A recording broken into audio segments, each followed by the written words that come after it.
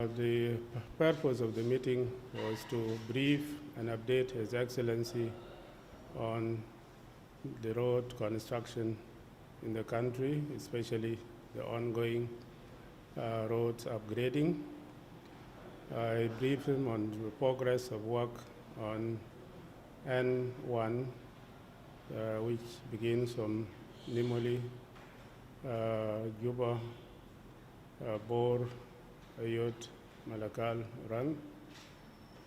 Currently, we are working on Juba, Bor section, and the work is going on. The asphalting has reached now 110 kilometers up to Gemeza as a single carriageway.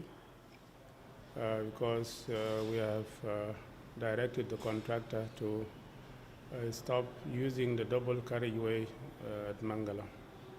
I shared with him some ideas how we can stabilize peace in greater unity. For now, as I'm speaking as a minister, I feel that this government of peace has given greater unity, including Ruang administrative area, a big portion of representation.